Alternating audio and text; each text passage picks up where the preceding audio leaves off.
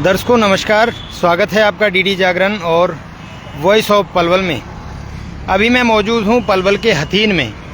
हथीन नगर पालिका है और बस स्टैंड के बिल्कुल समीप खड़ा हूं और सामने मेरे है पावर हाउस हथीन और ये उसके बराबर में ये कुछ फैक्ट्री एरिया है। फैक्ट्री एरिया के बिल्कुल ऑन रोड पर ये पलवल हथीन मार्ग है और यहाँ पर आप देख सकते हैं मेरे सामने कूड़े में आग लगाई जा रही है और कूड़े से ये लगातार धुआं यहाँ पर निकल भी रहा है। कहते हैं कि किसान ने पराली जला दी, प्रदूषण हो गया, दिवाली के कारण प्रदूषण हो गया, दिवाली पे पटाखे जलाए इसलिए प्रदूषण हो गया। अब ये देख लीजिए कि प्रदूषण फैलता कैसे है, प्रदूषण को फैलाता कौन है। ये फैक्ट्री एरिया है हथीन का और ये हथीन मार्ग है। ये मेरे आप सामने देख रहे हैं, ये हथीन मार्ग है और ये फैक्ट्री एरिया है, सामने पावर हाउस है और ये देखिए ये मुख्य मार्ग है हथीन का। हथीन पलवल रोड है ये सामने। ये ऑन रोड कूड़ा पड़ा है नगर पालिका का, ये देखिए और मेरे सामने देख लीजिए ये एक बहुत बड़ा प्लॉट है यहाँ पर इंडस्ट्रियल एरिया में। उसमें जितना भी कूड़ा पड़ा है सारी ढेरियों में यहाँ पर आग लगी हुई है और उनमें से लगातार धुआं भी निकल रहा है। जिम्मेदार आखिर हमेशा किसान ही क्यों होता है? जब दिल्ली एनसीआर में इतना प्रदूषण हो गया, सरकार आंकड़े दे रही है और पॉल्यूशन कंट्रोल बोर्ड चिल्ला रहा है, टीवी नेशनल टीवी जो मीडिया चैनल्स हैं वो दिखा रहे हैं, ये सब नियम होने के बावजूद भी आखिर पलवल के हथीन नगर पालिका क्षेत्र में कानून की, नियमों की, लोगों की जो सांसें हैं उनके साथ खिलवाड़ हो रहा है, उनकी धज्जियां उड़ाई जा रही हैं।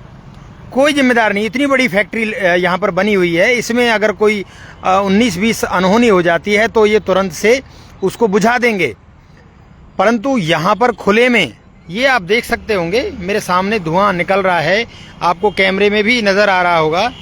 ये जो लगातार प्लास्टिक जल रही है इसके कारण लोगों की सांसें घुट रही हैं।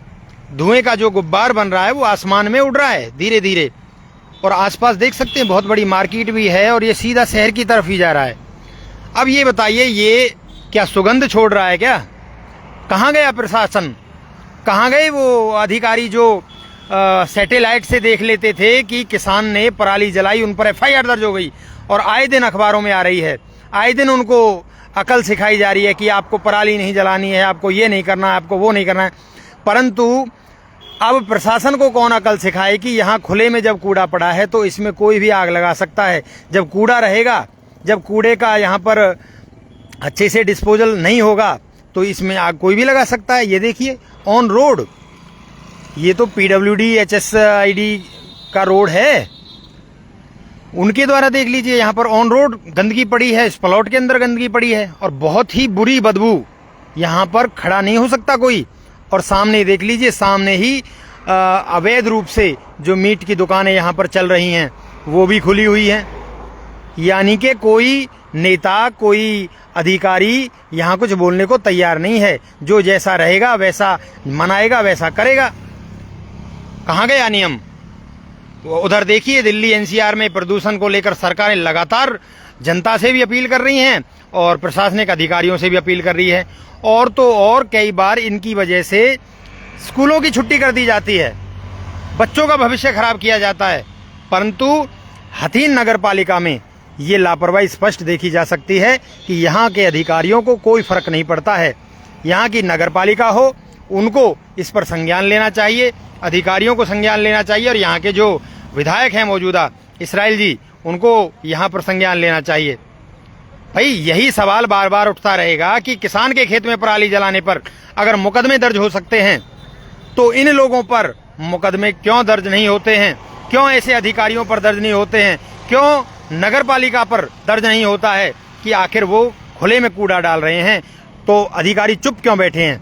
ये अधिकारियों की बहुत बड़ी नाकामी, फेलियर है, उनकी बहुत बड़ी लापरवाही है। लोगों की स्वास्थ्य के साथ, लोगों की सांसों के साथ खिलवाड़ हो रहा है, बीमार लोगों को और बीमार किया जा रहा है। बहुत ही चिंता की बात है। ग्रेप लागू होने के बावजूद भी इस तरह के जो कृत्य, नियमों की सीधी अवहेलना हथीन में हो रही है, तो प्रशासन इस पर तत्काल रूप से संज्ञान ले और जो जिम्मेदार अधिकारी हैं उन पर कार्रवाई हो। जो इनको जला रहा है, मैं तो उनसे कहूंगा कि वो ना जलाएं और नगर पालिका यहाँ पर ना डाले। ये जो पर्यावरण की रक्षा कागजों में होती है, भाई साहब, कागजों में जो रक्षा होती है, ये भाई साहब कहाँ के रहने वाले हो आप?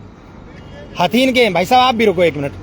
अच्छा, ये जो सामने कूड़ा पड़ा है, ये किसका है? ये भाई साहब नगर पालिका का उसमें चल रहा है। नगर पालिका का है जी। और ये जो जमीन है, ये किसकी है? ये फैक्ट्री एरिया की जमीन है। फैक्ट्री एरिया की है, इंडस्ट्रीज की है। जी। अच्छा, इसको नगर पालिका यहाँ पे डाल रही है? बिल्कुल डाल रही तो है। इसमें जो आग लगाई गई है जी, इससे क्या नुकसान हो रहा है आपको? इससे पब्लिक को नुकसान है जी, प्रदूषण हो रहा है जी, पब्लिक बीमार हो रही है जी, बीमार हो रही है, तबीयत खराब हो रही है। देखो जी, बीमारी पड़ी है जी सामने।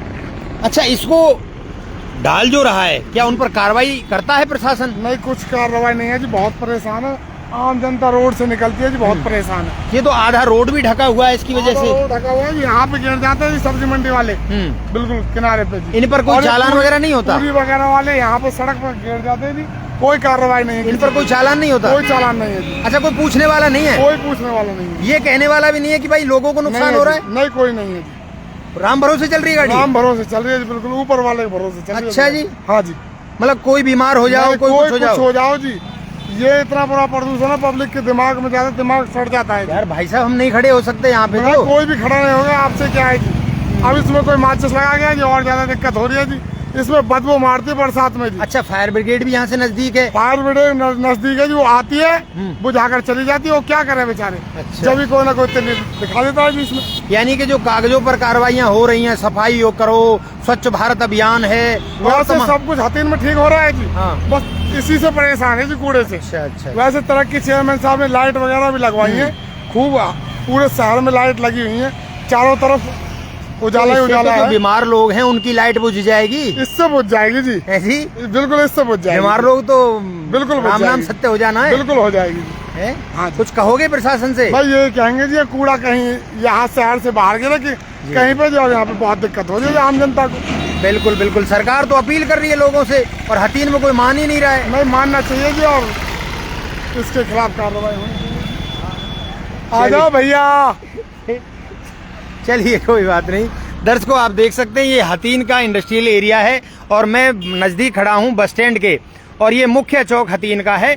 यहाँ से जो धुआं जा रहा है वो सीधे इन लोगों की सांसें घोट रहा है, इनके बच्चों की सांसें घोट रहा है, इनके परिवारों तक जा रहा है और कहीं ना कहीं इसकी वजह से कैंसर जैसी बीमारियां, आंखों की बीमारियां, स्किन की बीमारियां, बहुत गंभीर बीमारियां होने जा रही हैं।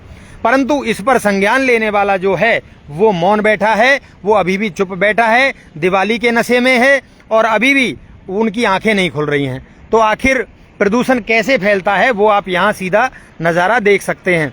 किसान पराली जला देता है तो मुकदमा दर्ज हो जाते हैं, परंतु यहाँ किसी पर कोई मुकदमा दर्ज करने वाला नहीं है, क्योंकि जो पुलिस है उसकी कलम यहाँ आकर कमजोर पड़ जाती है ऐसे लोगों पर जिनके द्वारा ये कूड़ा जलाया जा रहा है। भाई साहब, यहाँ तो शायद कोई कुत्ते या मरे पशु ही डाल देता है। हमारी चेयरमैन साहब से भी अपील है, इस कूड़े को शहर से बाहर करवाएं। यहाँ पे आम जनता बहुत परेशान होती है। ठीक बात है। चलिए, हमने भी अपील कर दी है, आपकी अपील भी पहुँच गई है।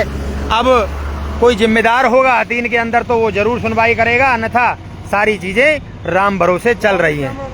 जी भाई साहब, चेयरमैन साहब जरूर कार्रवाई करेंगे इस पर, कूड़े को यहाँ शहर से बाहर निकलवाने की कोशिश करेंगे। आपको विश्वास है? विश्वास है जी। कब तक बाहर फिर सकता है? वो तो समय लगेगा जी इसमें जी, 1 दिन का 2 दिन का मामला तो नहीं है। चलिए, इसमें समय लगेगा। उम्मीद करते हैं कि 15 दिन में 20 दिन में ये उठ जाएगा, यहाँ शहर से बाहर फेंकवा देंगे। चलिए, आपका बहुत बहुत धन्यवाद। हम तो उम्मीद यही करते हैं कि आपका ये कूड़ा यहाँ से फेंक जाए और लोग डीडी जागरण के नाम से है, आप जरूर शेयर करें वीडियो को। आपका बहुत बहुत धन्यवाद। नमस्ते।